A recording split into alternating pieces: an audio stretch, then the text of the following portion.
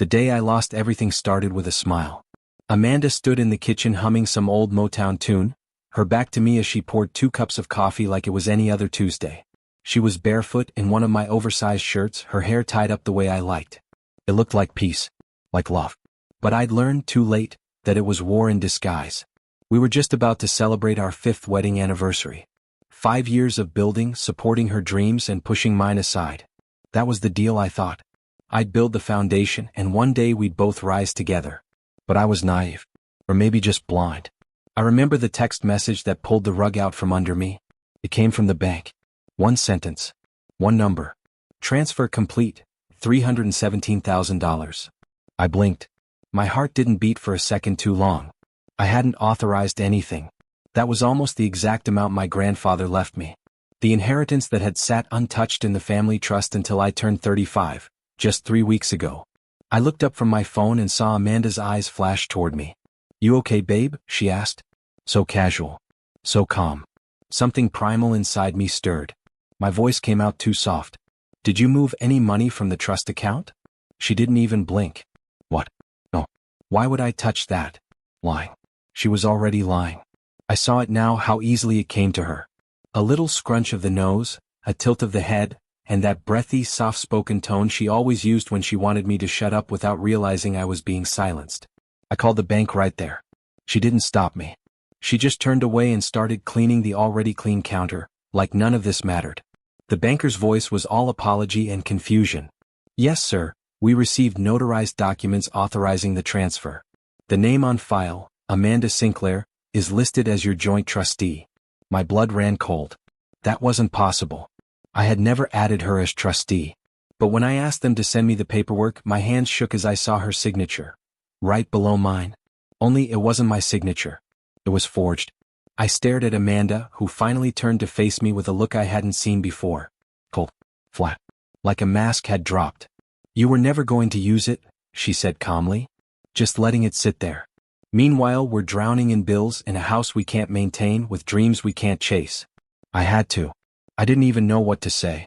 "You stole it." "I moved it." "You forged my name." She shrugged. "You weren't using it." "I did what you were too afraid to. And that was it. No apology. No remorse. Just justification laced in poison." That night she didn't come to bed. The next morning she was gone. So were all her clothes. Half the furniture. The joint account was emptied. She left a single note on the kitchen counter that read, "You'll thank me one day." I didn't thank her. I collapsed. The betrayal hit deeper than any knife ever could. I couldn't breathe without wondering where I went wrong. For weeks, I slept on a mattress on the floor in a house echoing with the absence of a woman who had once promised forever. Then I remembered something. The cameras. 6 months earlier, I had installed a discreet security system in the house after a break-in down the block. Nothing flashy, just 2 cameras in the office and hallway and audio capture in the living room. Amanda had hated the idea. I never disabled them. I didn't even think of it at first. My mind was mush, my heart ground into powder. But on one of those sleepless nights, half drunk and desperate for answers, I opened the camera footage archives. What I saw changed everything. It was around 2 a.m. when I sat in front of my laptop, eyes dry from crying too many times and sleeping too little. I told myself I was done. I told myself there was no point in reliving anything Amanda had done. But something about her calm, arrogant exit didn't sit right with me. That note, "You'll thank me one day," it wasn't guilt. It was confidence. Like she had planned it all. I opened the security system's local drive and started reviewing the past month. Days blurred together. Most clips were ordinary. Amanda cooking, cleaning, watching TV. But then I found a sequence marked just 4 days before my inheritance cleared. She was on the phone, pacing the living room. I clicked to listen. He doesn't even know I have access yet. But I've been practicing his signature for months. I got it down, I swear. "You'll have it by the 14th. My chest tightened. She laughed on the phone. Trust me, I play the sweet, patient wife in front of him. He's still talking about building something together. Please. He doesn't even know what he's worth. But I do. The voice on the other end was male. Confident. "Once it's done," he said, "we'll finally be clear. You mean no more pretending." My world shattered for the second time. Amanda wasn't just lying. She was conspiring. With someone else. I scrolled through more footage. 2 nights before she emptied the account, A tall man came into the house while I was away at work. They didn't even try to hide it. He kissed her right in our hallway. She laughed in that high, airy voice she once used on me when we were first dating. That same night they went into my office. The exact spot where the trust documents had been kept, inside the filing cabinet. I zoomed in on the camera and watched her pull the folder out. He placed a paper on top of my desk, the forged transfer request. She hovered over it, pen in hand, glancing nervously toward the camera, but didn't notice it in the corner. She signed my name. Sloppy. Arrogant. My heart burned as I realized, this wasn't a moment of desperation. This was a performance. And I was the fool in the audience.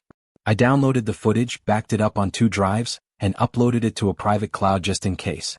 The next day I called the police. They said they'd investigate, but that financial crimes involving spouses were notoriously tricky. The officer's tone shifted as soon as I said the word wife. Like he'd heard this story before and didn't expect much to come of it. I didn't blame him. I hadn't pressed charges yet. I didn't have a lawyer. I was just a heartbroken man with a few grainy videos and a crushed sense of dignity. So I changed my approach. I stopped drinking. I stopped crying. And I got to work. The first thing I did was contact my grandfather's estate lawyer, Mr. Holbrook, a straight shooter in his 60s who always wore a tie, even on Zoom calls. When I showed him the video, his expression didn't even change. He just leaned back in his chair, folded his hands and said, "Son, we're going to burn them to the ground." He helped me file an emergency petition to freeze any remaining funds and begin a civil case for fraud. We sent subpoenas to the bank, the notary she used, and Amanda herself. I also sent an anonymous tip to her employer, a nonprofit where she was head of financial partnerships. I found out she had already started transferring some of my money into a new account in her name only. She even filed to dissolve our joint LLC, the small wedding planning business I'd helped her start, and transfer the assets solely to herself. She wanted it all. But now I had the video. And more than that, I had motive, not to destroy her but to protect myself. To finally fight back. I tracked the man in the footage through a social media post. His name was Caleb McKinney. Former college boyfriend. Real estate flipper with a sketchy history, a few quiet lawsuits, an open fraud complaint in Arizona, and a bankruptcy he never mentioned on LinkedIn. Amanda didn't just betray me for love. She betrayed me for a con artist. The irony? That $317,000 wasn't even the full inheritance. My grandfather had left a separate, sealed account for me that only triggered if I was defrauded or stolen from. He was that old school. He called it a just-in-case people try to screw you clause. I hadn't even remembered it until Holbrook mentioned it. Suddenly, Amanda hadn't taken everything. She'd only taken the decoy. And the real inheritance, more than $700,000, was now at my disposal. I hadn't even touched it. Not yet. I needed to be quiet. I needed to wait. Because the next move had to be perfect. For the first time in months, I felt something close to purpose. I stopped wallowing in pity, stopped wondering how I could have been so blind. Amanda had made her move. Now it was my turn. But revenge, real revenge, isn't about shouting or throwing things. It's about silence, patience, precision. I didn't block Amanda's number. I wanted to see if she'd play her next card. And sure enough, just a week after I filed the civil suit, something she clearly hadn't been notified of yet, I got a text. "Can we talk? Just lunch. No lawyers." I stared at it. She must have sensed something was off, maybe through the bank or maybe Caleb was getting nervous. Either way, she was reaching out and that meant she was vulnerable. I waited an hour before replying. "Sure. Same place as always. You pick." I chose a quiet bistro near the courthouse. Somewhere public, neutral. Somewhere I could look her in the eye without wanting to scream. When she walked in, Amanda looked polished, confident, like she'd just walked out of an Instagram ad for divorcee glow-ups. She wore her favorite gold earrings, the ones I bought for her on our second anniversary, pretending they were hers now by right. She sat down and smiled like nothing had happened. "You look better?" "You look rich," I said, sipping my water. She tilted her head. "I'm not here to fight. I just think things got messy. We could both benefit from making this cleaner." I leaned in. "Cleaner? You forged my name and stole hundreds of thousands of dollars." Her smile didn't fade. "I moved money we both needed. And you're blowing things out of proportion. If we drag this through the courts, we'll both lose." She was baiting me, trying to make me afraid of a drawn-out legal war. But I knew something she didn't. I already had the weapon to win it. "Tell me about Caleb," I said, watching her blink a little too quickly. "Who?" Tall real estate guy. Kissed you in the hallway. Helped you forge documents. That Caleb. Her mouth fell open for half a second before she caught herself. You had cameras? I had everything.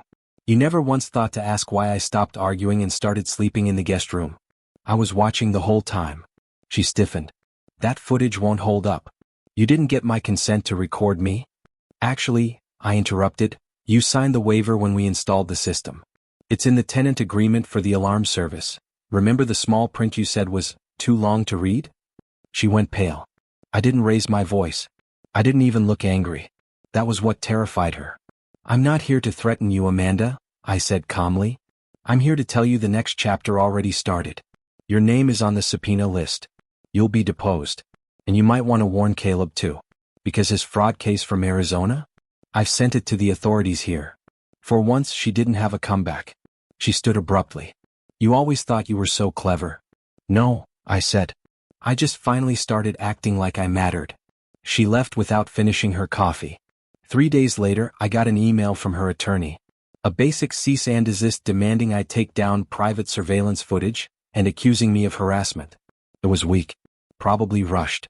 My lawyer responded with a 5-page dossier of evidence, timestamps, call logs, forged documents, and a list of witnesses who had seen Caleb with her in public. It wasn't just a financial case anymore. It was a criminal investigation. But I wasn't done.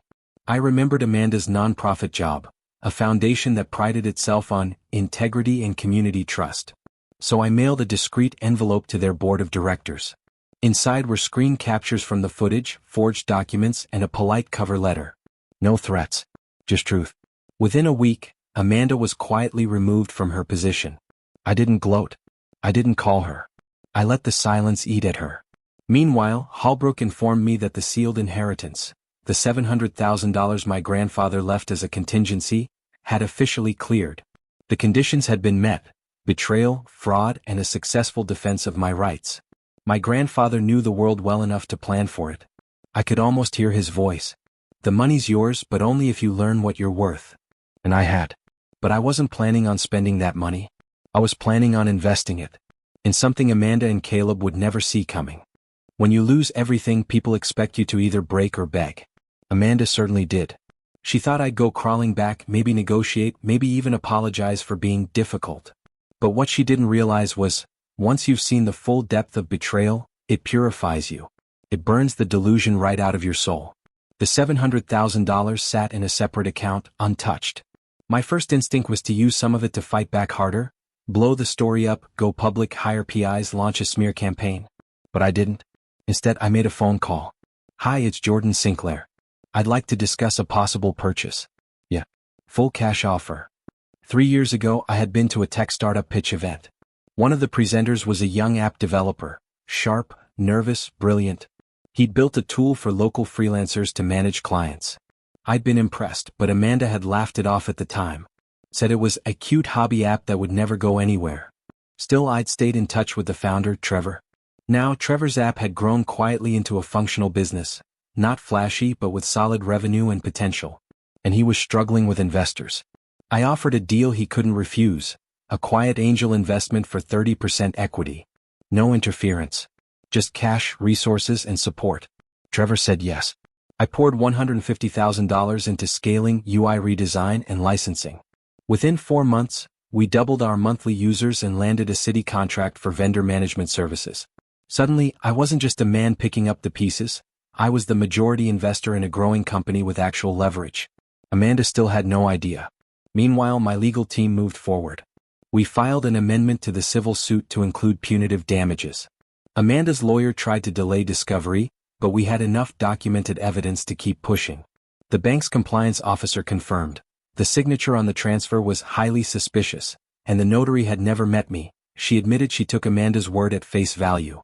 That was huge. It meant criminal fraud charges weren't just possible, they were likely. And yet, I didn't go to the press. I didn't blast it on social media. I waited. Because the next move had to be surgical. A month later, I got a tip through someone who used to work at Amanda's new accounting firm. She had started working with Caleb to open a luxury short-term rental business. They were buying homes in gentrifying neighborhoods, using shell LLCs to secure fast loans and renovate quickly. They were moving fast. Too fast. So I made another call, this time to a real estate auditor I knew through my grandfather's network. I told him to look into the names Caleb McKinney and Amanda Sinclair. He called back 2 weeks later, whistling through his teeth. Your ex and her boy toy are playing real close to the edge, man. They've got 3 properties in foreclosure warning status, and 1 under investigation for appraisal fraud. They inflated the value with forged inspection reports. Want me to tip off the state fraud unit? I hesitated, but only for a second. Yeah, I said. Let's do that. But I wasn't done yet. I still had the footage. And I had something better, a name. The notary Amanda had used to verify the forged document, her cousin, apparently. A woman named Krista. She had signed off on the trust transfer without ever meeting me, which was both illegal and stupid. When we sent a formal affidavit request, she panicked and called Amanda. I know because I had the call on tape. Amanda had called me the next day. You really want to ruin my life over this? She hissed through the phone. I didn't ruin anything, I said. You did. Do you think you're so innocent? You ignored me for years. I was lonely. I was tired of waiting for you to become someone. And there it was. Her final excuse. I didn't yell. I didn't cry. I just said, you wanted someone with more money. Now you'll lose everything for chasing it. She hung up. The civil case was scheduled for preliminary hearing in 3 weeks. But I wasn't even waiting for that anymore. I had already made my move. The video.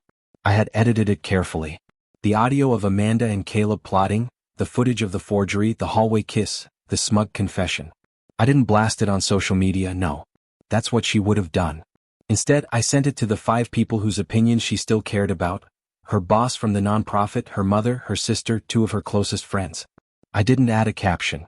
Just the file. No commentary. Within 48 hours, Amanda's world started to cave in.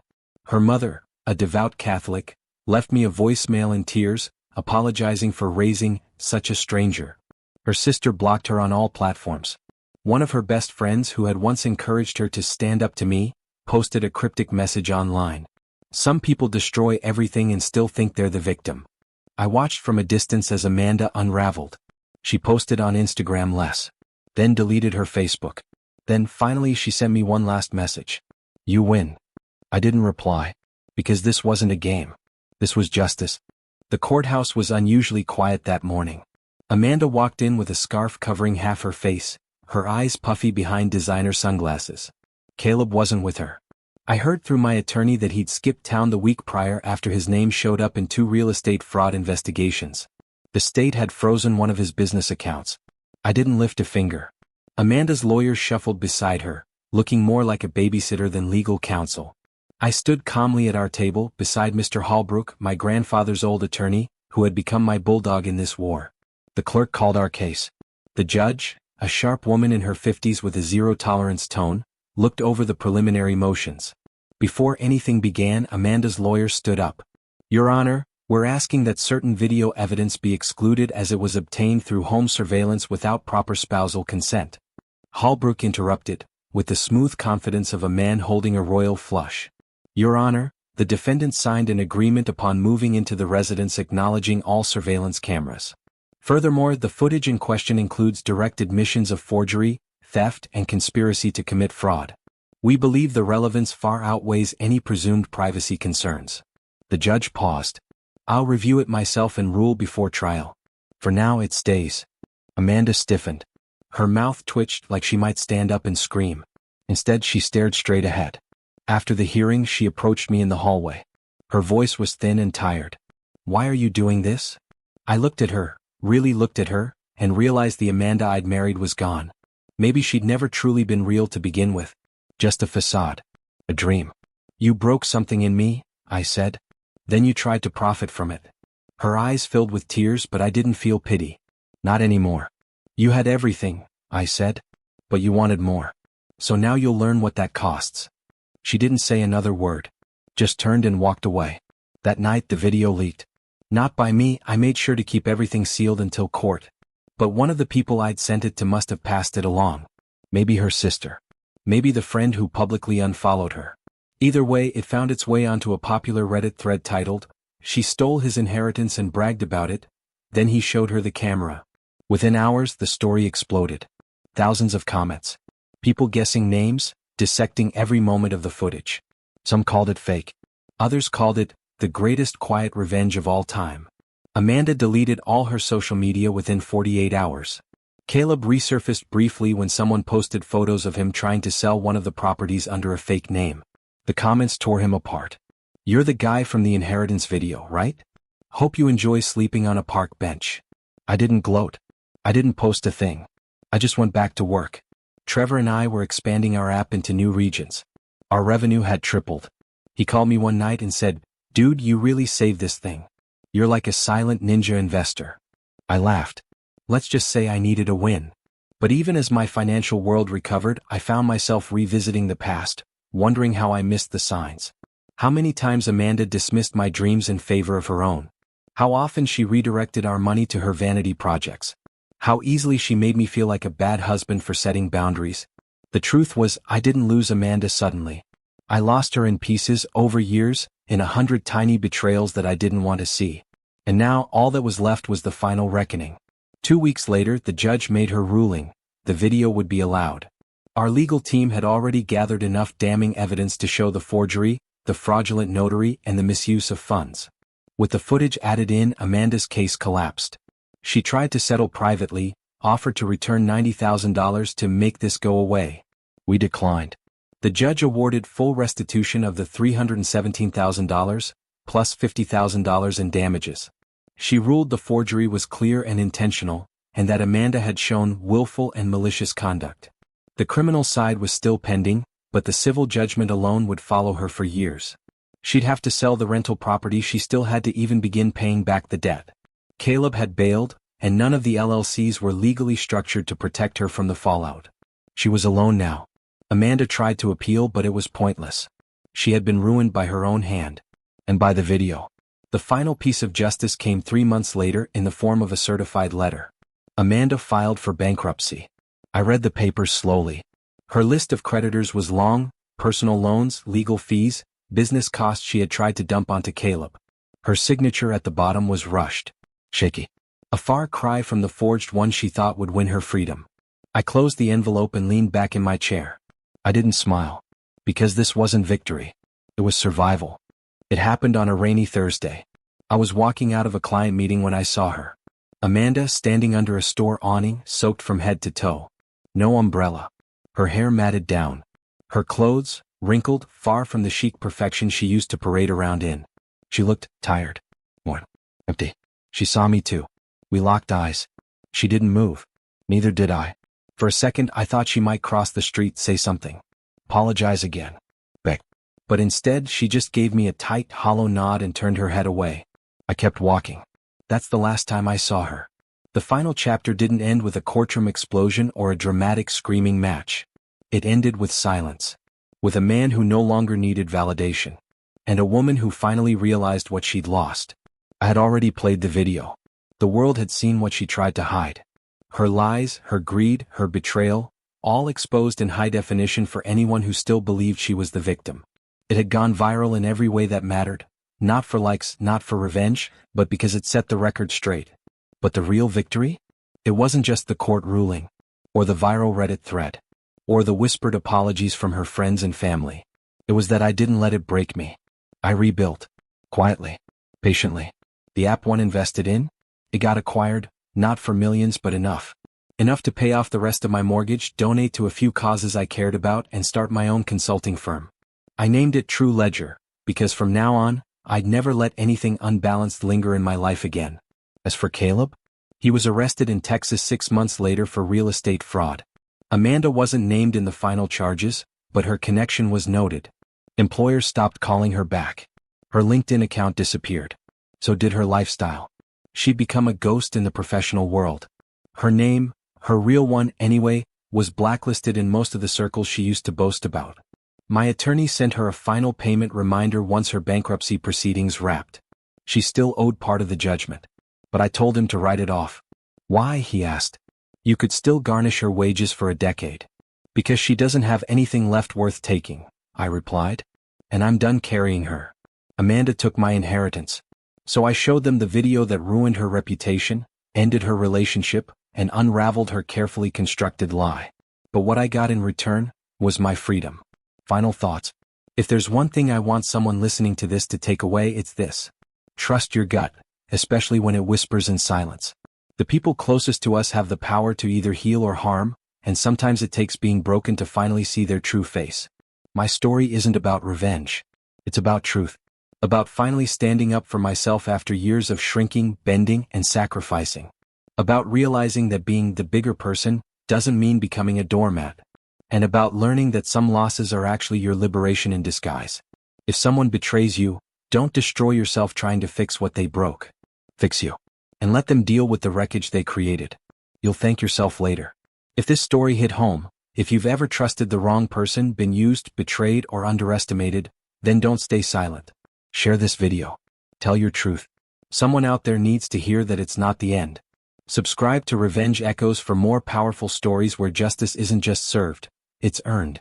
And remember, sometimes the quietest revenge is the one they never see coming, until the video plays.